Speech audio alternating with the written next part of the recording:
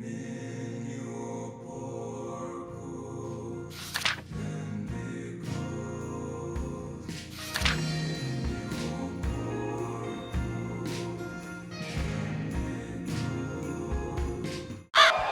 let me tell you something, brother. Snort, snort, snort. Hogan, drip. Snort, snort. I got the drip. Go. All right, let's try again. Let's see if I can get through it this time. So, as you guys know, I've been putting a lot of effort into my newly rebranded channel, DSP Throwback.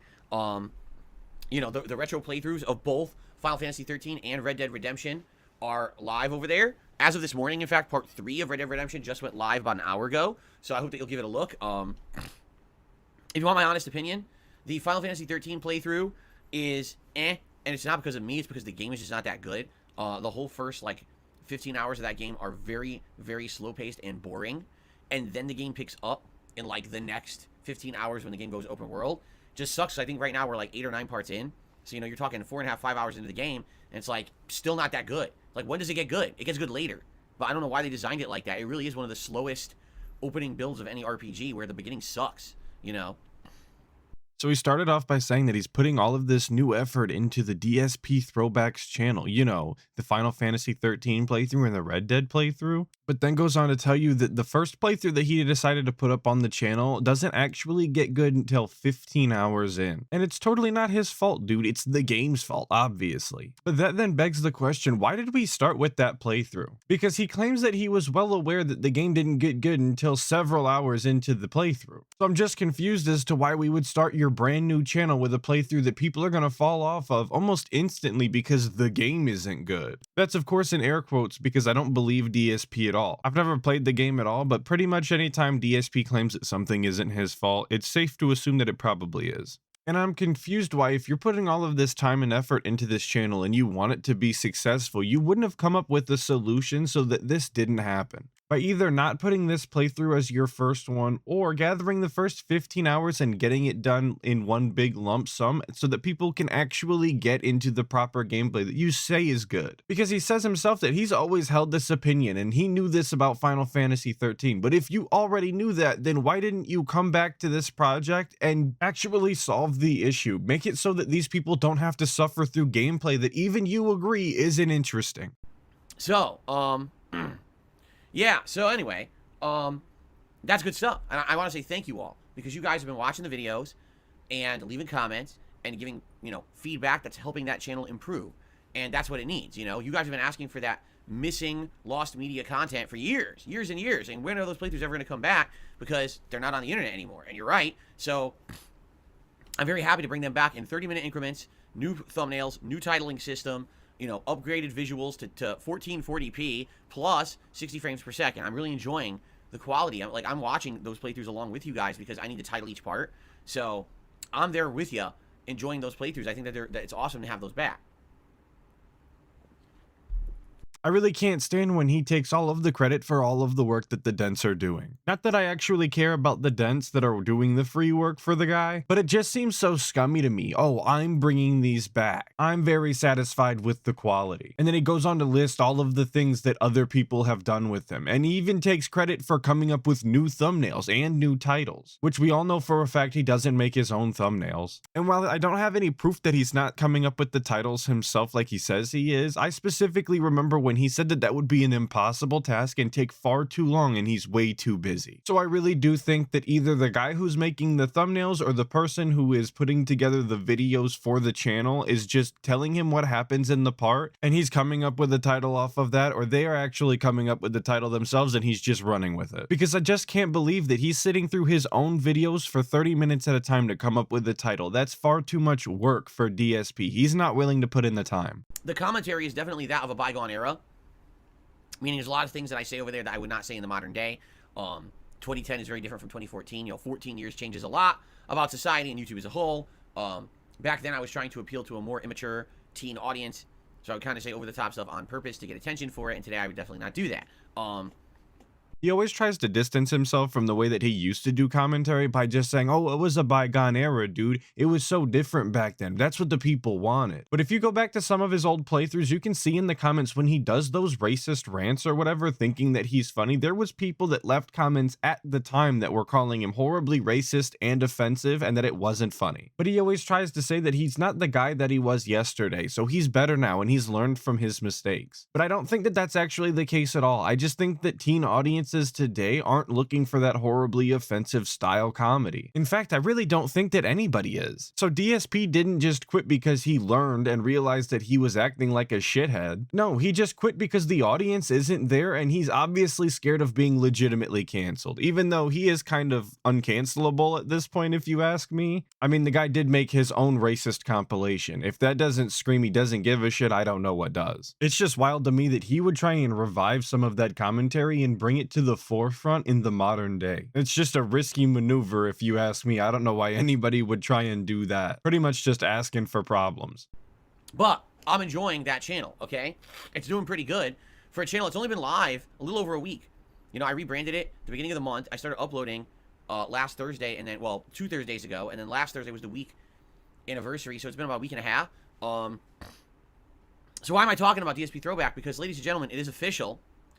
It is partnered.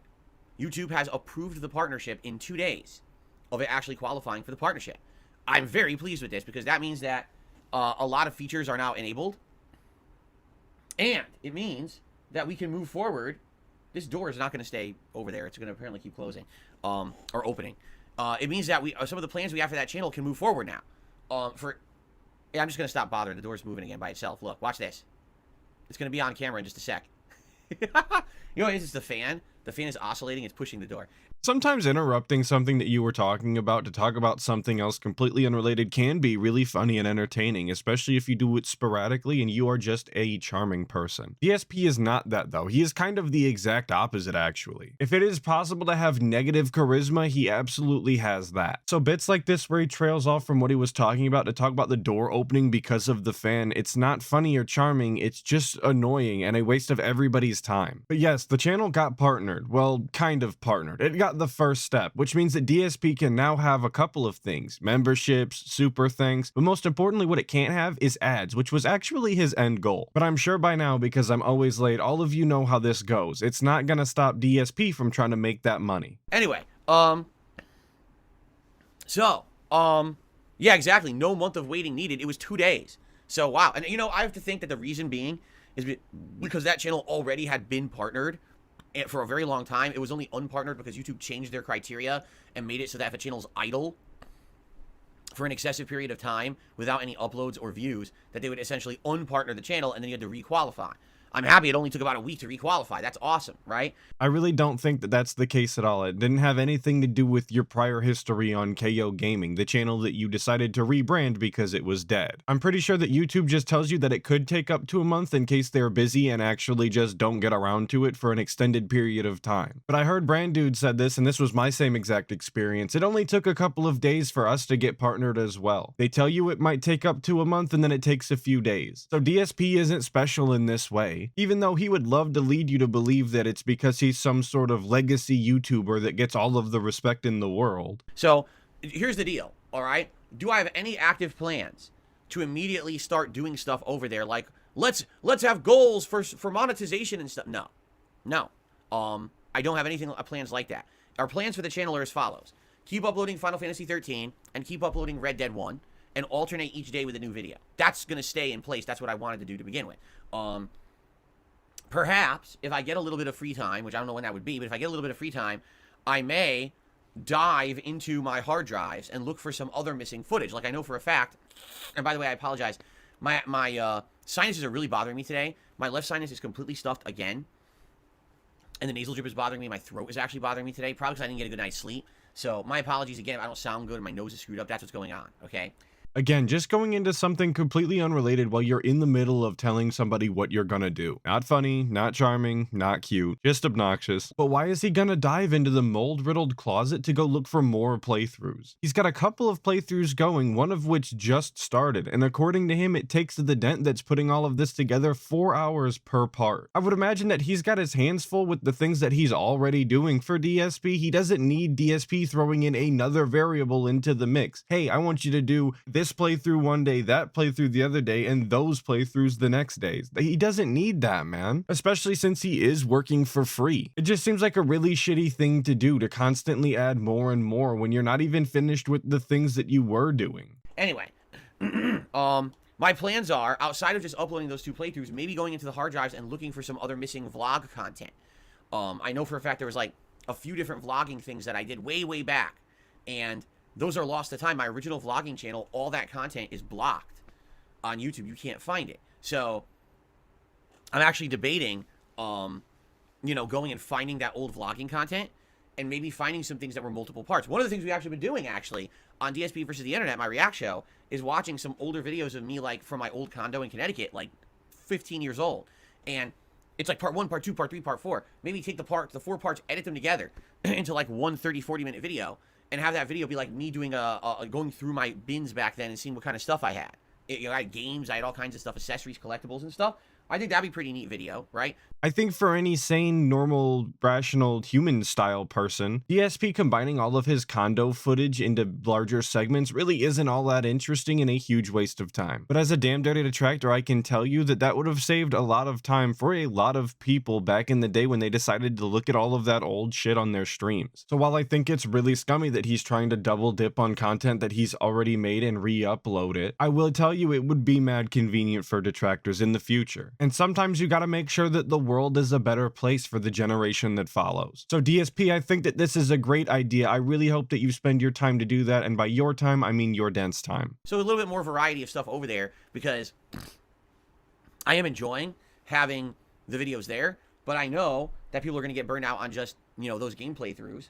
So variety is good. I'm not going to bombard the channel with too much content. Don't worry. I'm not planning on, you know, uploading tons of videos every day or anything like that. That's not the plans for DSP Throwback, okay? But another thing that I wanted to do that now is kind of on the table would be doing a live stream over there.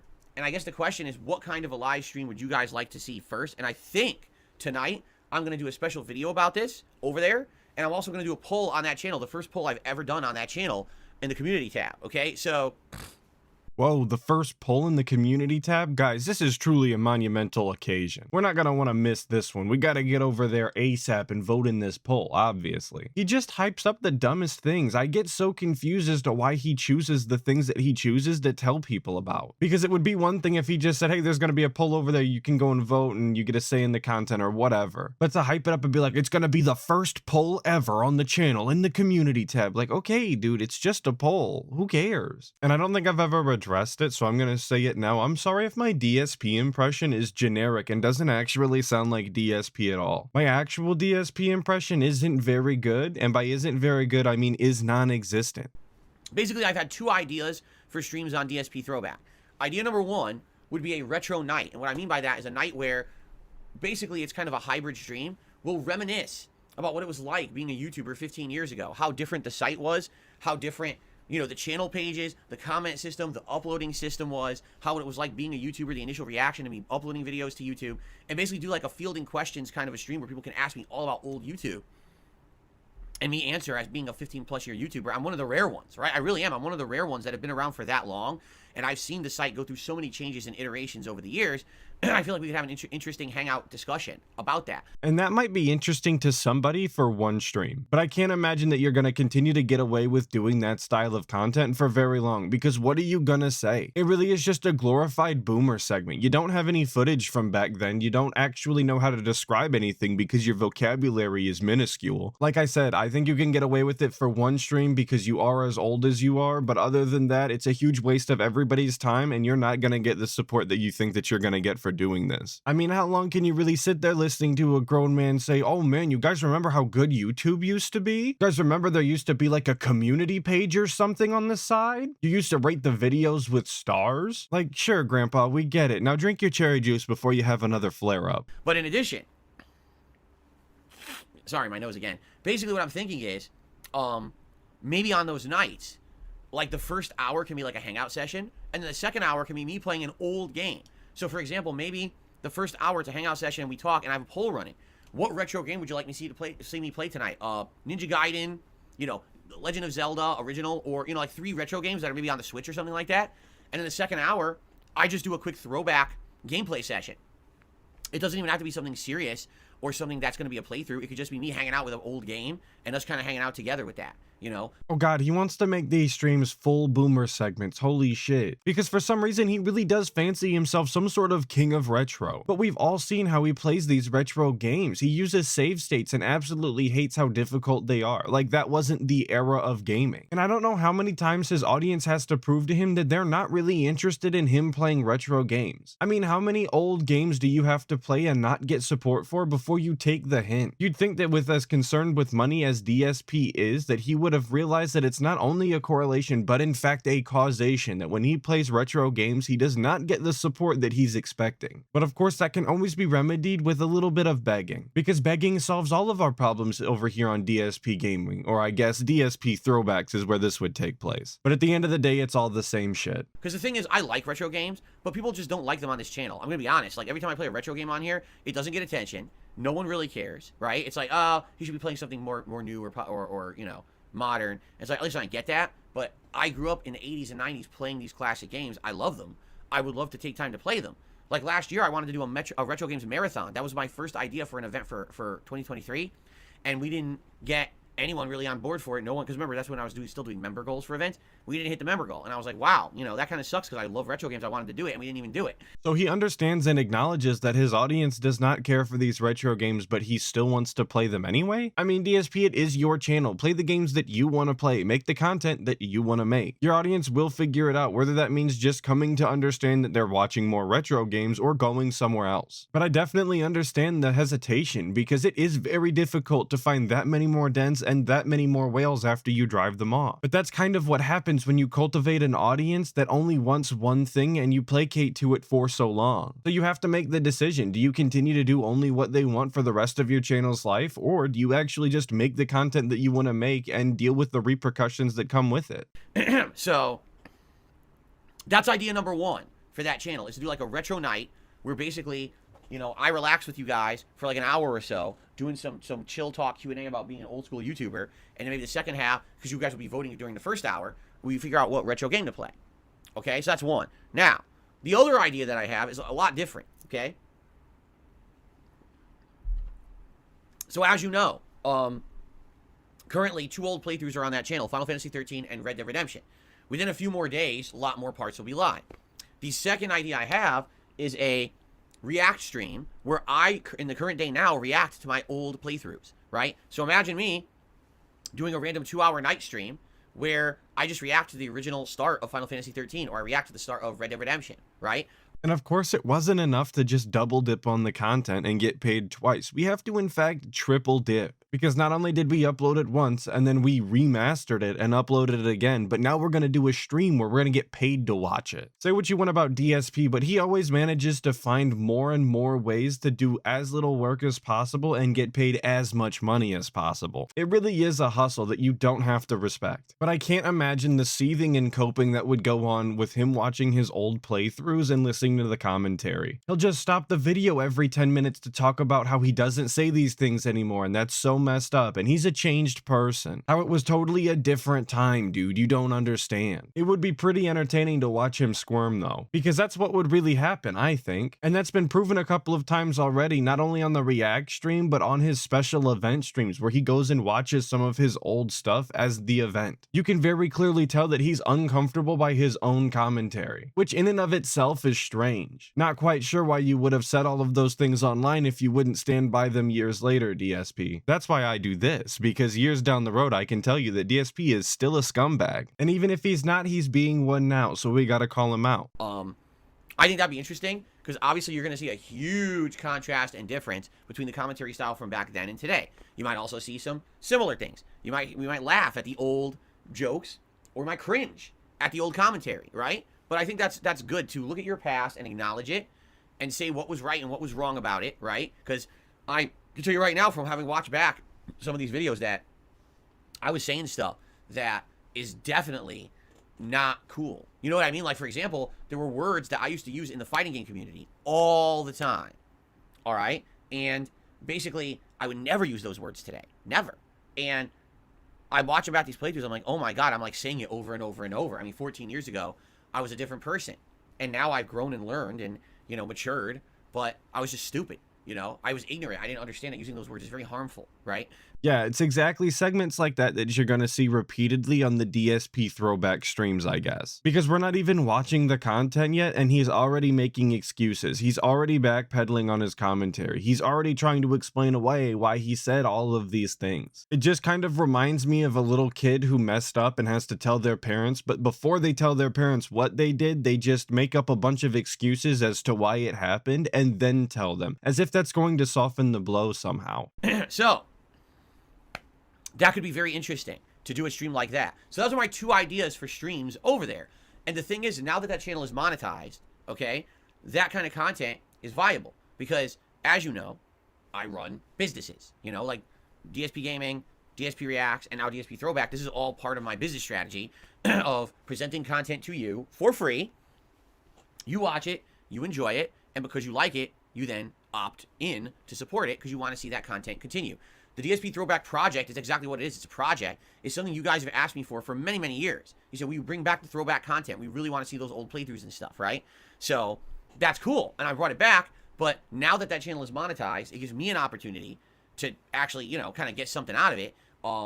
As of now, there's two things enabled on the DSP Throwback channel. Memberships and Super Chat / Super Thanks. Ads are not enabled on the channel yet because I still need to gain something like 700, 800 watch hours on the channel, and then advertisements will be enabled. Okay? There's always something so off-putting when another content creator is talking about the content that they make and talking so openly about trying to monetize it like that. Like, don't get me wrong, you're totally allowed to make money off of the content that you make off of your YouTube channel. That's totally fine, I understand. But it's so blatant with DSP that that's all he's interested in. He can't even talk about putting content on the channel and moving the channel forward without talking about how he's qualified for a partnership and how you guys need to support if you like the content over there, and how he's still working on getting ads on there. You just don't hear other content creators talking like that, and especially not in the Snortex here. No Damn Dirty Detractor is going to tell you about how they're still trying to qualify for ads and how you need to support their channel. And I want to remind you that DSP is the reason why this channel is as complicated as it is. Because it was his idea to try and up the frames. It was his idea to try and upscale the video using AI. It was his idea to use all of these filters to reduce the echo. I don't think his audience was specifically asking for this when they were asking for the playthroughs to be re-uploaded. They were just asking to see the playthroughs. But I guess the reality is that he has to do all of these things to try and get around TOS, because it is against terms of service to just re-upload content and essentially double dip. It's almost like this entire venture is super scummy from the jump, and even YouTube could see it coming. It's really dumb how YouTube does this. They have this weird new system they implemented last year. So your channel has to have a certain number of subscribers to qualify for one level, a certain number of subscribers to qualify for the other level, a certain number of watch hours for this level, watch hours for that level, and none of it makes any logical sense. It's just some manager who works at YouTube sitting in a boardroom with a bunch of yes men around them saying, I'm going to make some arbitrary numbers up now of how people can qualify for our partner program. There's no science behind them. Because just think of it this way.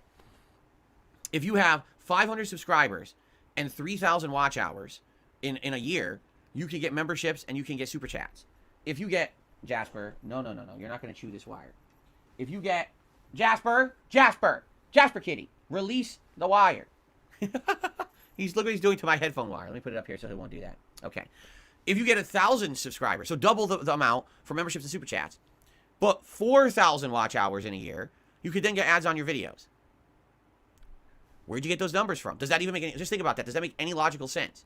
I understand being frustrated because you want to get something done and there's been arbitrary requirements set prohibiting you from doing that. Trust me, I understand. But they do have to draw the line somewhere. They do have to set some sort of prerequisite to get into the partner program. He says, oh, there's no science behind it. It's just arbitrary. It's just a bunch of yes man making shit up. What science do you want them to do, DSP? You want them to start mixing a bunch of chemicals as if that's going to give them a proper answer? These are people who run a business, and this business needs to set a prerequisite, and so they came up with one that they thought was appropriate. It doesn't really matter how they came to that conclusion, only that they did, and you now have to abide by it because this is the platform that you've decided to use. If you don't like it, you can go somewhere else. And I've talked about this before, he should just be uploading to other platforms anyway, not only as a backup, but to reach a wider audience. But that's a different subject for a different time, and one that I think that we've actually already talked about. But he's just being salty because he can't get ads on that channel yet, which I said at the beginning of the video was pretty much his only goal for that channel. If you ask me, it makes sense that ads are one of the last things that you unlock on your channel when you're in the partner program though, because that's essentially passive money from making your videos.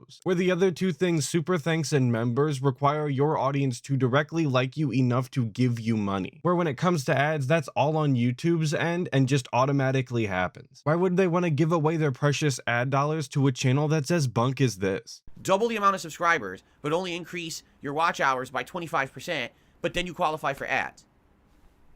It's just some guy who doesn't use the site, doesn't understand the site, knows nothing about it, in a boardroom making an arbitrary decision. And this happens all the time with this kind of business. Some person who just has no street smart hands-on experience, oh, I'll just make a number up out of thin air.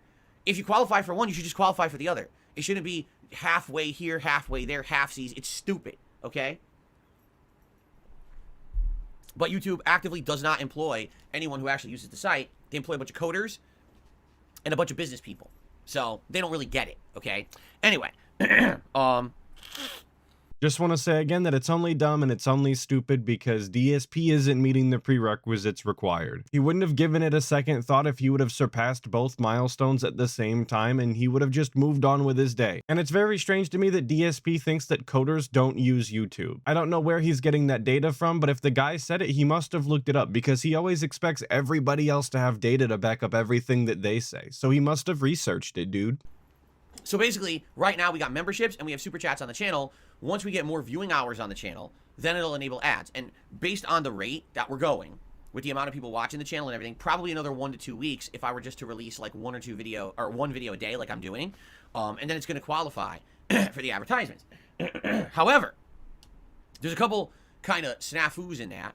Number one, half the videos of Final Fantasy 13 are already not monetizable because of copyright. You might say, well, that doesn't make sense. What do you mean? Well, listen to this.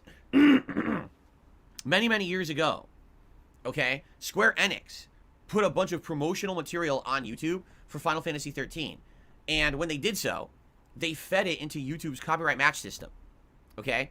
So what it was like the intro to the game, like the first cutscene, and then it was like various fights from the early parts of the game. So the first area and the second area, there's like a fight from each area that they showed off to showcase their game as like promo stuff. But because they fed it into YouTube's copyright system and it was direct feed footage, anyone who does a playthrough of Final Fantasy 13 now gets copyright matched to that. I know that sounds stupid. Like, I'm uploading my playthrough from 2010, and I'm getting told your footage from 2010 is already copyright matched to Square Enix footage from promo materials that they put on YouTube. Like, it's not the same playthrough at all. And I'm definitely not going to sit here and defend YouTube and their copyright system because honestly, the whole thing kind of sucks ass. But wasn't copyright claims the exact reason why this playthrough was put on a separate channel to begin with? So coming into this, he had to be aware that he was going to run into some sort of problems involving copyright, right? He didn't really expect to do this entire project and never actually have to deal with it. Just seems short-sighted to me. But it's really not the end of the world, or at least it shouldn't be. He doesn't have to make money on every single video. It's just his greed is massively strong. Because it's not like he can't upload these videos. It's not like he can't allow his viewers to watch them. He's just not going to get ads on them, which is totally fine at the end of the day. Because isn't this supposed to be a project for your longtime viewers that they've been asking for a very long time? Isn't this supposed to be a way that you can give back to some of those people who have been hanging around your channel for ages? Just seems to me like he should take his hits on this one and be a little quieter about it. It's not, I'm not using their footage they don't have the rights to my footage. This is a let's play or playthrough, as opposed to them just doing direct feed footage to promote their game. But YouTube doesn't care. Okay, at all. They don't care. So out of the, I think, 9 videos of Final Fantasy 13 that I have uploaded right now, I want to say like 4 or more already, I can't monetize them. Meaning, you can't do a super thanks on the video. There's no ads on that video forever. Like, there's nothing I can do. I tried disputing them, and the thing is, it could take up to 2 weeks to see if Square Enix will do anything about it. A lot of the times, these companies just let it go, but sometimes they'll actually be stupid and obstinate and be like, oh no, that's our content from 15 years ago, and then you can't monetize it. So I don't know what they're going to do. I'm not quite sure why Square Enix would want to say that your footage is theirs via copyright, but hey, they gotta do what they gotta do, I guess. I'm just saying, that's not exactly a fight that I would get into given how your footage actually looks. And by how it looks, I mean it looks like shit. Why would they want to be associated with it? But basically, the way I see it is, you know, I'd like to get the watch hours on that channel up to the point where I can, like, monetize stuff, but there's no guarantees that I'm even going to be able to monetize half the content on the channel. These old playthroughs, right? Luckily, I've had no problems with Red Dead Redemption as of yet. It's not like I didn't get any Rockstar claims or anything like that, so that's a good thing. But if I do stream on that channel, right? Like, let's say if next week we do a random night stream just to kind of break in the channel and do a stream on there and see how it goes, see who shows up, that stream would actually help the watch hours significantly. For those who don't know, live stream view hours are great. Like, they help a channel a ton for this kind of metric stuff. So if I did a stream and there's only 200 viewers, but the stream goes for like 2 hours, it actually will help the channel a ton for the view hour thing, okay? And if anyone is actually listening to this and thinking that DSP is giving out apt channel advice, I would just say take it with a grain of salt, because we can all see with our own eyes how well he actually operates his own channels. I don't know necessarily if what he's saying is true or not. I'm just saying, take it with a grain of salt. It is the guy after all. And I need that. Like, I need the channel's view hours boosted to qualify for the full partnership of putting ads on the videos. So I'm debating one night next week doing a late night stream on DSP Throwback just to do our first ever stream and kind of, you know what they say, when you launch a ship, you break the bottle on it, you christen the ship. So it's kind of like we would be christening the channel and doing our first ever stream over there, right?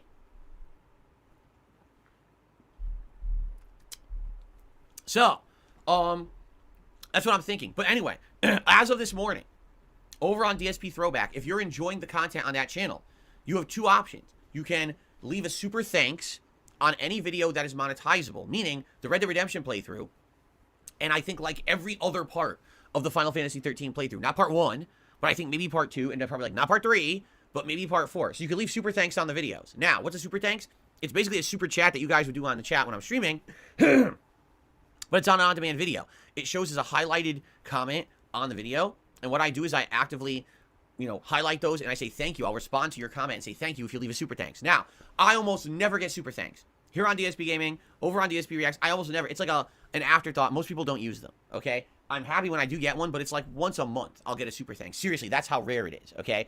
And again, just very off-putting the way that he blatantly talks about money like this. I agree, I don't think that most people utilize super thanks, but I don't expect them to. It's kind of a strange system to begin with. Trust me, I always appreciate it, but why leave a super thanks when you could become a member and you get the videos a little bit earlier and you get your name in the intro and maybe other perks eventually when I get to it. So I'm not surprised that most people don't use super thanks because it's kind of the worst option. Because at least with a super chat, you get your alert on the screen and people can read what you said and you know that the streamer is going to read the message that you sent because it's attached to money. The most that you can do with a super thanks is to pin it and like it and heart it and thank them in the comment below. But if you ask me, that really doesn't feel like enough given the fact that they just gave you money. And this is not to discourage any super thankers out there. If that's your preferred method, go crazy, man. Do your thing. I'm just saying it does seem like the worst way to do it because you seem to get the least amount of rewards or credit for it. So, am I expecting to get a super thanks or anything like that? Probably not, all right? But you could become a member over there if you would so like. That's up to you. I am not pushing memberships on DSP Throwback in any way, shape, or form. The way I see it is it's kind of a way, like on this channel, it's a way for you to support that effort of making those retro playthroughs modern again without having any kind of like active contribution during like a live stream or something like that. You can become a member there if you want. I'm not going to be actively tracking members over there. I'm not going to be actively having goals for members over there, all right? Basically, I think what I did is I threw together the DSP Throwback logo. I basically just colored it like 10 different ways, and those are the levels of membership. So level 1 membership, you get the first colored logo. Level 2, you get a silver logo. Level 3, you get a gold logo. Level 4, you get like, I don't know, a green logo. Level 5, it's blue. Level 6, it's purple, right? That's all I did. And again, much like this channel, there's no real benefits to being a member besides having that highlighted, you know, on your comments or in your stream chat for when I stream over there. By the way, I didn't even do multiple levels. I just threw it together this morning quick, and I said just one level. Now, I have the ability to add levels later, but I don't see the point because I don't have other things to offer you guys. You know, So just to put this into perspective for you, he now has 3 separate channels in which you can become members on, and he definitely does expect some people to have a membership on all 3 channels. And on 2 of those channels, you don't actually get anything for becoming a member other than some badges in the chat. There's no members only content, there's no actual rewards or perks, you just are giving him money monthly to give him money. And I know that my perks aren't exactly the best either. You get the videos early, you get your name in the intro, big whoop, right? But that's at least something, right? DSP is literally offering nothing. He even shows us how little he cares about it when he was talking about how he just threw together the badges and recolored the logo a bunch of times, and that's pretty much it. I just don't know why anyone would continue to support this behavior. And I definitely don't understand anybody that's willing to become a member 3 different times for the same content creator. That's just kind of crazy to me. And I love that he says that he's not pushing these memberships on DSP throwbacks, but he's sitting here on the level 1 pre-stream and telling everybody about it. And look, I'm not exactly one to try and paywall content. That's not something that I personally want to do. But if DSP really wanted to give his audience a reason to become members themselves and maintain their memberships instead of just relying on gift bombs every so often, I think that this whole DSP throwbacks thing could have just been incorporated into the current DSP gaming channel and just put under membership only playthrough. Like I said, not exactly something that I would do personally, but it's a win-win for DSP. And the Dents have been exposed to far greedier tactics than just that, and they would get the playthroughs that they've been asking for, so it's kind of a win-win for them as well. I guess the only real problem with this idea is if DSP's channel gets nuked for some of the things that he said in the past, at least DSP gaming won't be affected. But if that was a real concern, I don't even know why he bothered with this project to begin with. on DSP Reacts, the various membership levels make sense. Level 1, you get to nominate videos for the React Show. Level 2, you get to ask me Q&A questions for the React Show. And level 3, the Ultra level member, you get your video watched for sure on the React Show, right? Those levels make a lot of sense, right? But on the Throwback channel, considering the fact that I don't really have plans to implement various levels, I'm not going to do that. I just have 1 level of membership, and it's the same as the cost of a membership here, and it's the same as the cost of a membership over on DSP Reacts. I think it's like $3.99. And that's totally up to you. All I would say is that would definitely help that channel, all right? If you like that throwback content, you've been enjoying it for the week and a half that channel's been live, becoming a member over there would help. It would help, you know, for the efforts that I and of course my team. Because remember, it's not me. I'm not taking credit for this. That the whole editing the videos together and upscaling them, that's other people doing that, not me.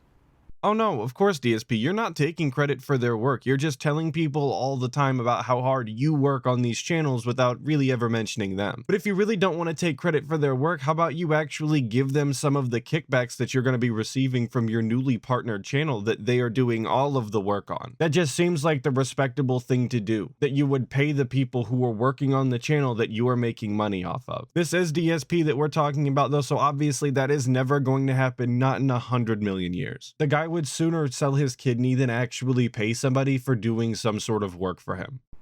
I got the videos together.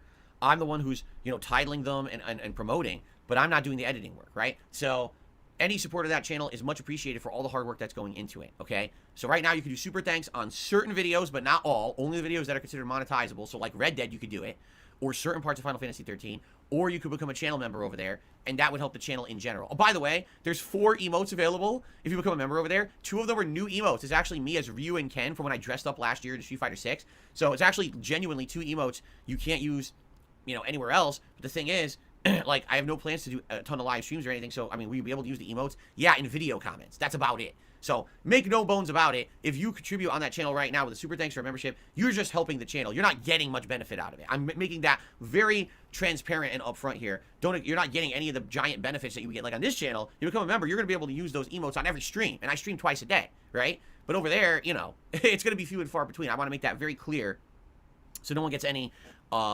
feelings of like, oh, you know, I got ripped off or something because I didn't realize. No, you know, I have no active plans to do tiers. I have no active plans to give extra benefits. It's just if you want to support that channel's efforts, please do that. Well, you might not have any active plans to do rewards or tiers, but you didn't have any active plans to do memberships to begin with. You specifically said yourself that the only thing that you were interested in is ads. But it's entirely your decision whether or not you enable memberships on your channel. For all of you that don't know how a YouTube channel works behind the scenes, you actually have to opt in. It's something that they offer, but isn't just granted to you as soon as you meet the requirements. You have to specifically say that you want them. But of course, DSP just couldn't help himself. There was money on the table and he just couldn't leave it there. Or rather, there's potentially money on the table. There isn't quite yet. But I'm sure some dent is gonna fall for this scam. They always do. Or this will just be another channel that some whale can whale out on and give a bunch of memberships out to people who don't really want them or need them. Because according to the news recently, DSP has run out of people to give memberships to. I've never seen a content creator have that problem before. DSP is the first. But again, a story for another time. Now my goal is that hopefully within a couple of weeks, the channel qualifies for ads. Then I can monetize the videos that are monetizable. Again, not every video will be monetizable because of the stupid copyright issues, but then there'll be some ads on the videos over there and I'll, make a little bit of revenue that way too. And then the channel will basically be kind of worth the effort, right? So let's see how it goes.